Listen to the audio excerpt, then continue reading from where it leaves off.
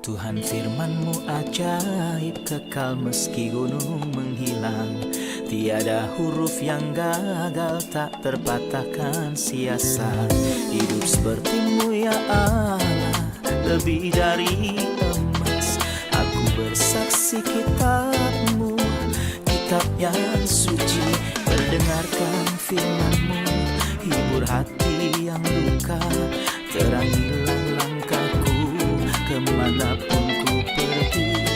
Biarkanlah firman-Mu berkuasa atasku. Ubahkanku, bebaskanku, ku mau menyenangkan-Mu. Salam jumpa pemirsa terkasih, saya menyambut Anda sekalian dimanapun Anda berada. Dalam episode terbaru program studi harian kita, Semua Kitab Suci. Dalam program ini kita mempelajari semua kitab yang ada dalam Alkitab, dari kitab Kejadian hingga kitab Wahyu. Dan kita mencoba untuk mencapai arti yang benar dari kata-kata tersebut dengan integritas yang maksimal dan mengirimkannya ke semua pemirsa. Ini karena kami menghormati Alkitab, baik kata-katanya maupun setiap maknanya yang mendalam, dan dengan integritas besar yang ditugaskan oleh Tuhan, kami menyampaikannya kepada pemirsa di seluruh dunia apa yang Alkitab katakan. Dalam pembelajaran kita mengenai surat Ibrani, kita telah sampai pada pasal yang ke-8. Dalam episode hari ini, kita akan bertemu dengan Kristus sebagai imam besar dan apa yang Dia persembahkan untuk seorang imam besar harus menawarkan sesuatu.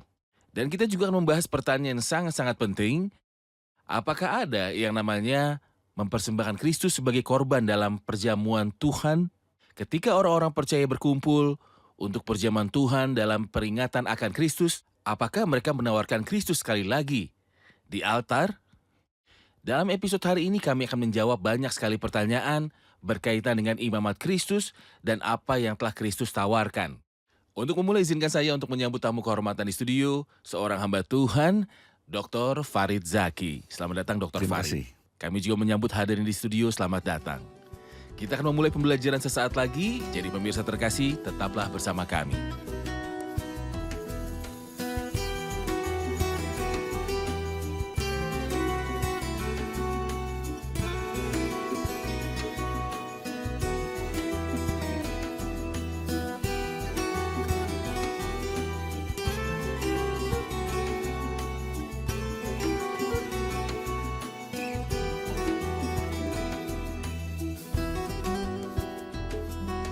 Berjumpa lagi, Dr. Farid. Terima kasih, Saudara Ayah. Kita telah mencapai pasal 8 dan kita masih membicarakan pribadi Kristus sebagai imam besar. Saya akan membaca beberapa ayat, kemudian kembali untuk bertanya. Inti segala yang kita bicarakan itu ialah kita mempunyai imam besar yang demikian, yang duduk di sebelah kanan tahta yang maha besar di sorga. Dan yang melayani ibadah di tempat kudus, yaitu di dalam kemah sejati yang didirikan oleh Tuhan dan bukan oleh manusia. Sebab setiap imam besar ditetapkan untuk mempersembahkan korban dan persembahan, dan karena itu Yesus perlu mempunyai sesuatu untuk dipersembahkan. Sekiranya ia di bumi ini, ia sama sekali tidak akan menjadi imam, karena di sini telah ada orang-orang yang mempersembahkan persembahan menurut hukum Taurat. Pelayanan mereka adalah gambaran dan bayangan dari apa yang ada di surga, sama seperti yang diberitahukan kepada Musa ketika ia hendak mendirikan kemah. Ingatlah, demikian firman-Nya, bahwa engkau membuat semuanya itu menurut contoh yang telah ditunjukkan kepadamu di atas gunung itu. Tetapi sekarang ia telah mendapat suatu pelayanan yang jauh lebih agung, karena ia menjadi pengantara dan perjanjian yang lebih mulia, yang didasarkan atas janji yang lebih tinggi. Dr. Farid, ayat 1 berkata, inti segala yang kita bicarakan itu ialah, dan ia mulai mengatakan, kita mempunyai imam besar yang demikian, yang duduk di sebelah kanan tahta yang maha besar di sorga. Apa maksud kalimat ini? Inti yang paling penting dan terbesar adalah apa yang ia bicarakan dalam surat ini. Oke. Judul utama. Dia sedang berfokus pada subjek imamat. Oke. Dan ini tidak aneh, karena pasal 1 dan pasal 2 adalah pendahuluan. Tentang siapakah imam itu, dia adalah anak Allah dan anak manusia. Dan pasal 3 sampai pasal 8 yang merupakan inti surat itu, berbicara mengenai imamat Kristus. Dialah imam yang kini hadir di surga untuk kita. Kemudian pasal 9 dan pasal 10 tentang korban yang dipersembahkan oleh imam besar ini. Dengan demikian, kita telah menyajikan pembagian atau garis besarnya dari bagian doktrinal dalam surat kepada orang Ibrani. Oke, terima kasih. Sang penulis berkata, kita mempunyai imam besar yang demikian, yang duduk, dan ia berfokus pada kata yang duduk. Di mana ia duduk? Di sebelah kanan tahta yang maha besar di sorga. Mohon komentar Anda mengenai gagasan ini. Yang duduk dan tempat di mana dia duduk. Yang duduk berarti pekerjaan yang ingin diselesaikan telah selesai. Pekerjaan telah selesai. Tuhan Yesus berkata di kayu salib, kalimat ke-6, sudah selesai, berarti aku sudah menyelesaikan tugasku. Hal ini berbanding terbalik dengan para imam dalam perjanjian lama yang tidak duduk sama sekali. Pasal 10 memberitahu kita, selanjutnya setiap imam melakukan tiap-tiap hari pelayanannya. Mereka melakukannya setiap hari tanpa duduk, pelayanan yang terus-menerus. Karena pekerjaan itu tidak akan berakhir, karena pengorbanan yang ada tidak memadai untuk mencapai penebusan kekal atau pengampunan yang kekal untuk para pendosa dari orang Yahudi. Maka ungkapan duduk berarti pekerjaan itu sudah penyelesaian selesai. pekerjaan.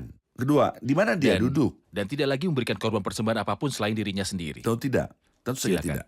Di mana dia duduk? Yang duduk sebelah kanan tahta yang maha besar di surga. Saudara, ayat ungkapan ini tidak muncul di bagian lain dalam Alkitab kecuali di sini. Ini tidak mengatakan sebelah kanan yang maha besar, tapi di sebelah kanan tahta yang maha besar di surga. Ini adalah sebuah ungkapan yang menggambarkan kepada kita tentang tahta Allah yang ada di surga, bukan di bumi. Kedua, itu adalah tahta yang mulia.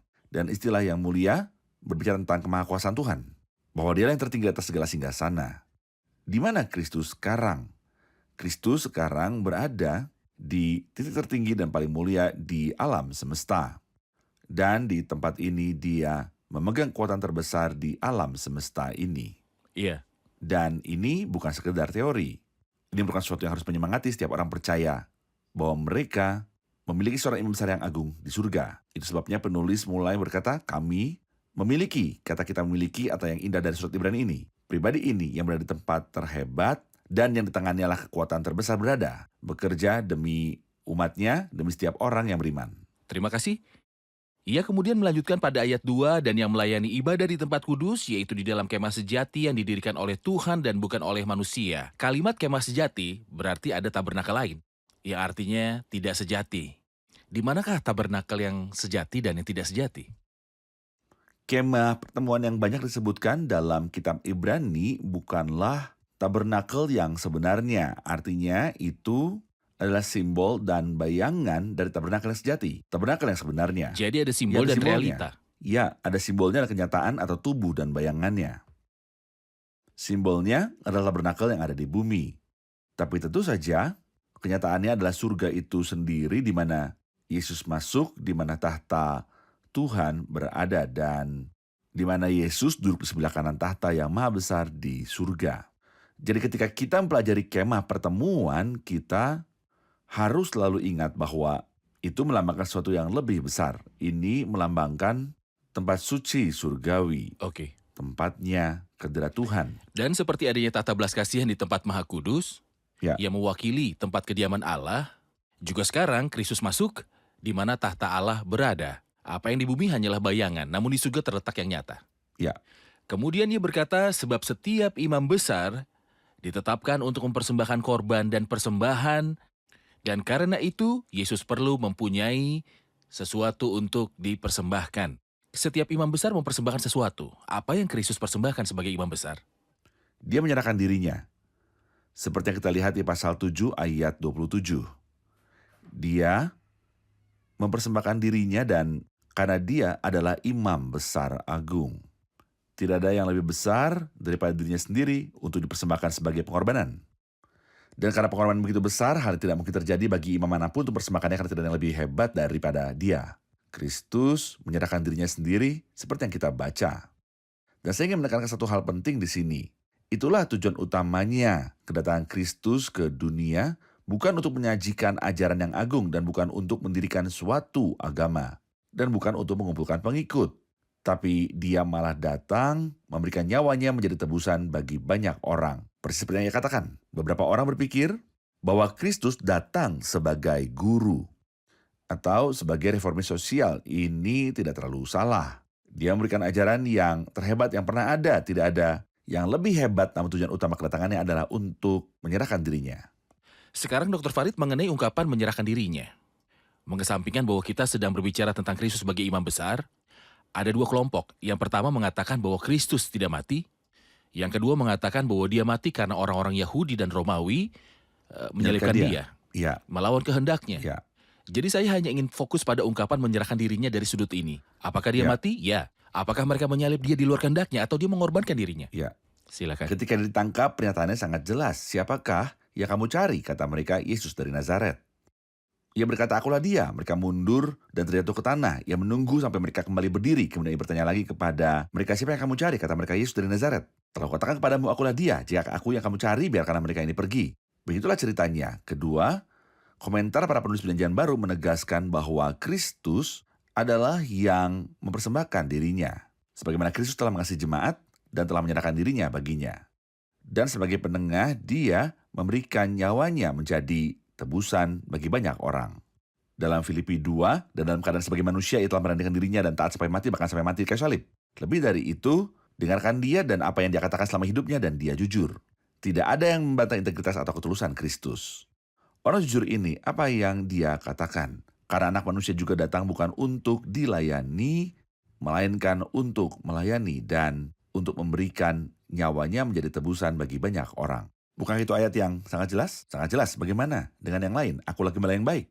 Gembala yang baik memberikan nyawanya bagi domba-dombanya. Alkitab sangatlah jelas. Kristus tidak mati karena paksaan, Benar. melawan kehendaknya sendiri. Ia Benar. mati karena ia menyerahkan dirinya dengan sukarela. Ia juga berkata, aku berkuasa memberikannya Dan berkuasa mengambilnya kembali. Kita akan saksikan laporan dan kembali untuk menjawab pertanyaan hadirin. Kristus melakukan sesuatu yang tidak pernah dilakukan oleh seorang imam pun dalam Perjanjian Lama. Tidak ada imam dari garis keturunan Harun yang pernah memiliki kursi untuk duduk di tabernakel. Malah sang imam akan berdiri sepanjang waktu, sementara Kristus kita membaca tentangnya, dia duduk di sebelah kanan yang maha besar, di tempat yang maha tinggi. Kita mungkin bertanya, bagaimana caranya? Sejak Kristus mati dan menyelesaikan pekerjaan penebusan, dia telah menyelesaikan semuanya. Maka dia duduk di sebelah kanan Bapa karena dia menyelesaikan penebusan kita. Dan dia minta agar kita diselamatkan hanyalah menerima dia sebagai juru selamat dan penebus dalam hidup kita.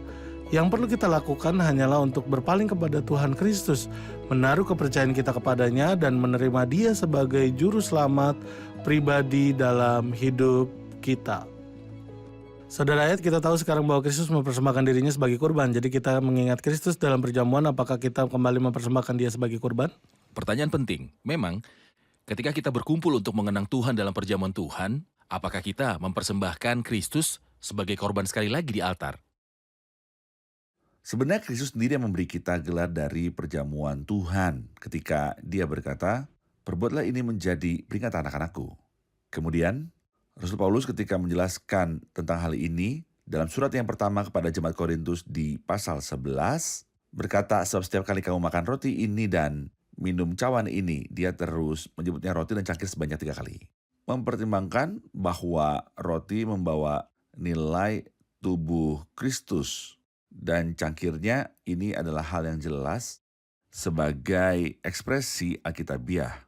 Sekarang mengenai ajaran Ibrani ada kata yang harus terus diulang berkali-kali. Sekali kita membaca misalnya di pasal 7 bahwa Kristus mempersembahkan dirinya sekali untuk selamanya. Kita melihat lagi di pasal 9, ketika Kristus telah masuk satu kali untuk selama-lamanya ke dalam tempat yang kudus. Dan dengan itu ia telah mendapat kelepasan yang kekal. Kita akan melihatnya dan dengan kehendak Allah ketika kita sampai di situ, saya akan sebutkan beberapa hal itu, kata sekali untuk selamanya. Berarti bahwa tidak ada pengulangan pengorbanan. Saya tahu itu ketika saya membahas topik ini. Bersama mereka, beberapa teman saya berkata kepada mereka, hati-hati, pengorbanan Kristus dipersembahkan. Sekali untuk selamanya. Jawab mereka biasanya adalah, kami tidak menawarkan Kristus sendiri. Sekali lagi, kita lebih menawarkan apa yang mewakili kematiannya di kayu salib. Sebenarnya kita tidak menawarkan. tidak ada pelayanan, dan siapapun yang melayani di gereja tidak dapat mempersembahkan Kristus. Kristus terlalu perkasa dan agung bagi siapapun untuk mempersembahkan dia di Dia altar. menawarkan dirinya sendiri. Dia menawarkan dirinya sendiri. Maksud saya, siapakah yang sehebat dia? Tidak seorang pun. Dan apa yang bisa lebih lebar dari pengorbanannya? Tidak ada. Jadi yang Maha Agung bersembahkan korban yang besar. Oleh karena itu, kita harus menerima pekerjaan yang sekali untuk selamanya. Dan ambil bagian dalam perjamuan Tuhan. Jadi ia menyerahkan dirinya sekali untuk selamanya dan menyelesaikan Dan pekerjaannya. menyelesaikan pekerjaan. Jika saya kemudian berkata saya menawarkan sesuatu, ini berarti saya mengatakan pekerjaan belum selesai, perlu diselesaikan dan saya sedang Tepat. melakukannya. Tapi apa yang kita lakukan di hari Minggu adalah untuk mengingat akan apa yang Kristus persembahkan di kayu salib. Ada sebuah syair indah dalam sebuah himne yang mengatakan kami berusaha mencapai daratan, istirahatlah. Yesus telah memenuhi tugas. Anak domba itu telah melunasi hutang saya secara penuh. Itu sebabnya ia berkata, semuanya telah selesai ketika ia mati. Jadi Benar. sudah selesai. Kita bisa istirahat. Benar, terima kasih. Kita menyetujui surat Ibrani itu berisi beberapa bagian dengan linguistik, penataan yang memerlukan klarifikasi. Ayat 4-5 berkata, sekiranya ia di bumi ini, ia sama sekali tidak akan menjadi imam, karena di sini telah ada orang-orang yang mempersembahkan persembahan menurut hukum Taurat. Pelayanan mereka adalah gambaran dan bayangan dari apa yang ada di sorga, sama seperti yang diberitahukan kepada Musa ketika ia hendak mendirikan kemah. Mohon jelaskan kalimat sekiranya ia di bumi ini, ia sama sekali tidak akan menjadi imam. Artinya, jika kita menginginkan saat ini, seorang imam di bumi, dia tidak akan mungkin bagi Kristus dengan semua kemuliaannya untuk memenuhi hal ini. Mengapa? Mengapa? Karena Kristus berasal dari suku Yehuda. Sementara Allah menentukan dalam perjanjian lama, imam-imam haruslah dari suku Lewi. Kristus bukan berasal dari suku Lewi, tetapi kita membaca di pasalnya yang ke-7 bahwa Tuhan kita berasal dari suku Yehuda. Jadi penulis mencoba untuk secara implisit menempatkan pembaca Kristen dari latar belakang Yahudi sebelum muncul pertanyaan. Apakah mereka menginginkan imat ritual duniawi atau imat surgawi? Apakah mereka ingin terus hidup dalam bayang-bayang atau substansi sebenarnya? Pada zaman bayangan, pertanyaan berasal dari suku Lewi. Pada masa substansi, sekarang Kristus ada dari suku Yehuda dan dia sekarang menjadi imam di surga. Inilah yang saya tersirat dalam kalimat ini. Dan dia adalah imam menurut peraturan Melkisedek yang datang sebelum Abraham dan sebelum suku-suku dan merupakan Tepat. seorang imam sekaligus seorang raja. Iya. Kemudian penulis memberitahu kita bahwa ada imam di bumi.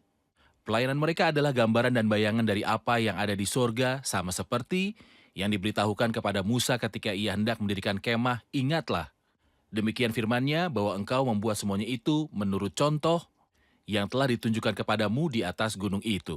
Apa komentar Anda mengenai pembuatan tabernakel itu dengan pola yang diperlihatkan kepada Musa di gunung?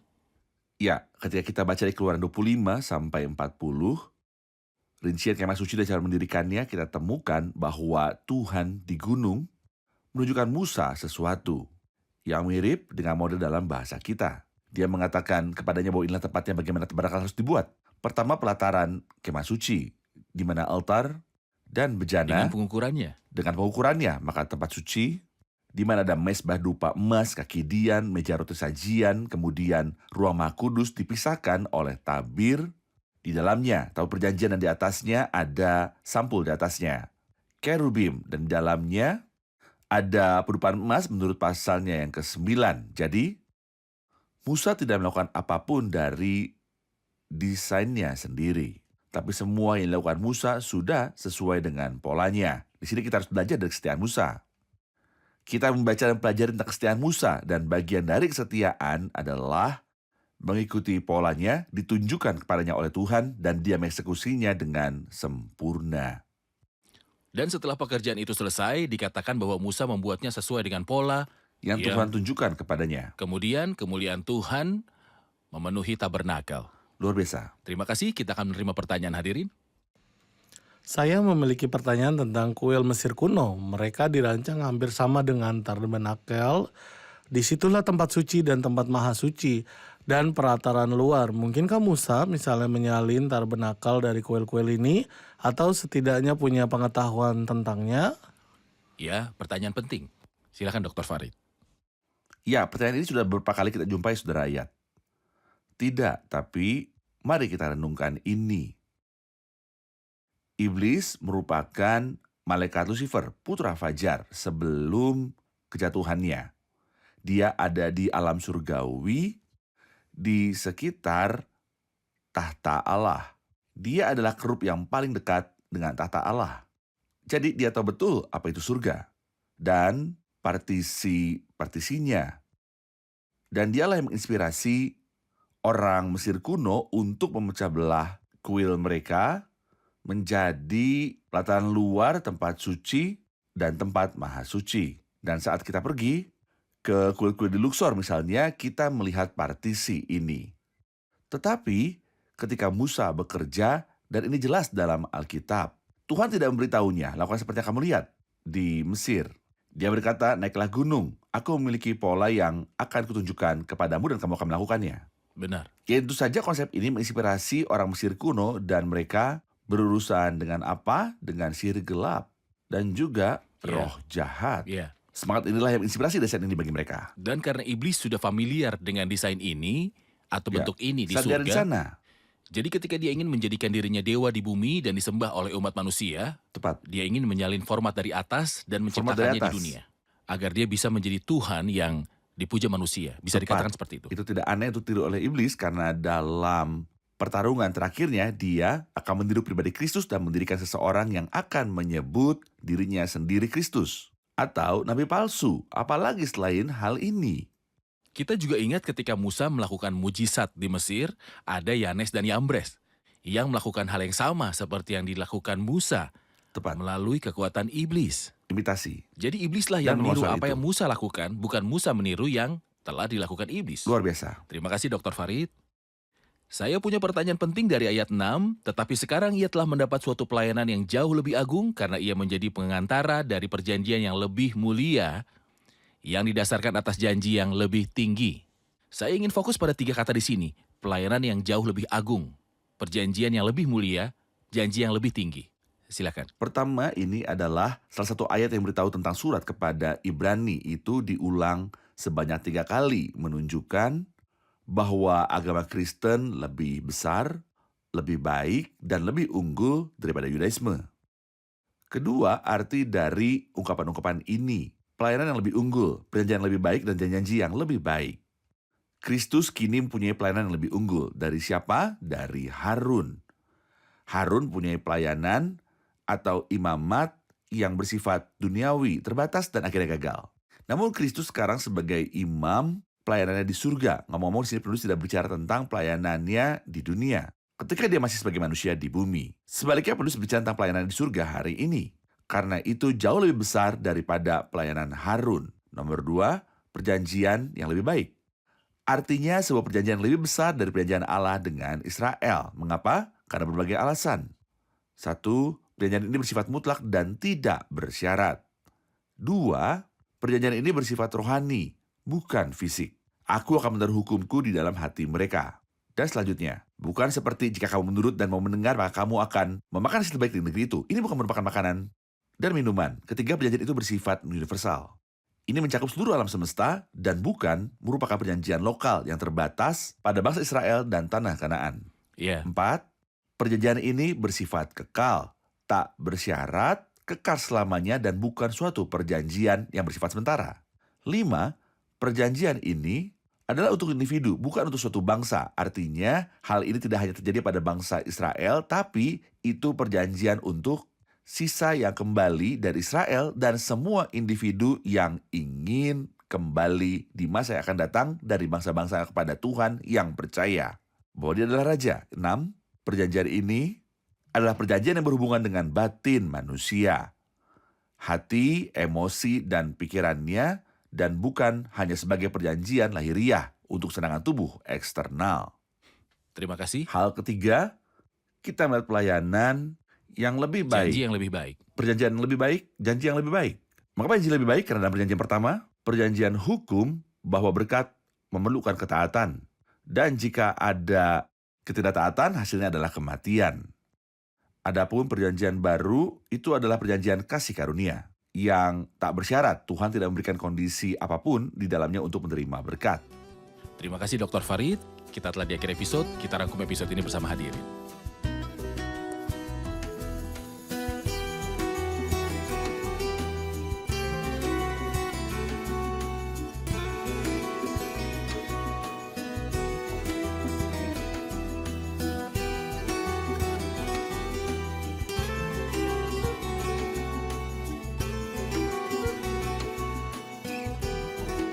Halo semua. Ayat 1 dalam pasal 8 berkata, inti segala yang kita bicarakan itu ialah kita mempunyai imam besar yang demikian, yang duduk di sebelah kanan tahta yang maha besar di sorga. Apa yang dia bicarakan di sini? Inti dari yang segala kita bicarakan itu ialah berarti bahwa yang menjadi fokus surat tersebut adalah Kristus sebagai imam besar sedang duduk di surga, artinya ia menyelesaikan pekerjaannya seluruhnya, dan inilah mengapa ia duduk di sorga, di mana terdapat tahta yang terhebat. Dalam tempat terhebat pada posisi tertinggi. Pada posisi tertinggi. Baik. Luar biasa. Ayat 4 berkata tentang Kristus, sekiranya ia di bumi ini, ia sama sekali tidak akan menjadi imam. Apa yang dimaksud dengan ayat ini? Bahwa saat ini jika kita menginginkan seorang imam, bagi kita di bumi, imam tersebut tidak mungkin Kristus. Karena Kristus telah berasal dari suku Yehuda dan bukan suku Lewi. Namun Kristus saat ini adalah seorang imam menurut peraturan Melkisedek dan bukan menurut peraturan dari orang Lewi Dan atau ini Harun. terjadi setelah dia mati Dan dan ini bangkit terjadi dari setelah dia kematian. mati dan bangkit dari Baik, kematian. terima kasih. Bagaimana Dr. Bagus Farid? sekali. Baik, terima kasih Dr. Farid. Terima kasih semua, Tuhan memberkati. Pemirsa terkasih, saat kita berbicara tentang pribadi Kristus, baik dalam pekerjaannya sebagai raja, sebagai imam, konon ia adalah imam selamanya menurut peraturan Melkisedek. Dia hebat dalam imamatnya, tetapi dia juga hebat dalam kerajaannya. Maka saya akan membacakan kepada Anda 2 ayat dari Ibrani, dan saya harap Anda dapat mengingatnya bersama saya. Yang pertama yang berhubungan dengan kerajaannya adalah Ibrani 1 ayat 8, ketika Allah berkata kepadanya, tetapi tentang anak ia berkata, tahtamu ya Allah tetap untuk seterusnya dan selamanya, dan tongkat kerajaanmu adalah tongkat kebenaran. Ibrani 1 ayat 8, tetapi tentang anak itu ia berkata, tahtamu ya Allah tetap untuk seterusnya dan selamanya, dan tongkat kerajaanmu adalah tongkat kebenaran. Yang kedua adalah Ibrani 8 ayat 1, di mana ia berkata, inti segala yang kita bicarakan ini ialah kita mempunyai imam besar yang demikian, yang duduk di sebelah kanan tahta yang maha besar di sorga. Jadi Ibrani 1 ayat 8 dan Ibrani 8 ayat 1 memperkenalkan Kristus kepada kita sebagai raja yang unik dan sebagai imam besar yang unik. Surat kepada orang Ibrani menyajikan pribadi Kristus sebagai yang terhebat dalam segala hal. Kita akan memiliki lebih banyak pembahasan tentang pribadi Kristus, imamat Kristus, dan keunggulan Kristus di episode mendatang dengan kehendak Allah. Kiranya Tuhan besertamu.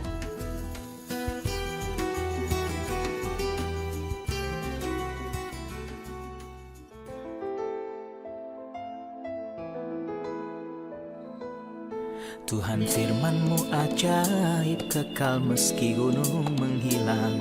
Tiada huruf yang gagal, tak terpatahkan siasat. Hidup seperti-Mu ya Allah, lebih dari emas. Aku bersaksi kitab-Mu, kitab yang suci. Mendengarkan firman-Mu, hibur hati yang duka. Terangilah langkahku kemanapun ku pergi. Biarkanlah firman-Mu berkuasa atasku. Ubahkanku, bebaskanku, ku mau menyenangkan-Mu. Tuhan firman-Mu ajaib, ubah dan bebaskan aku.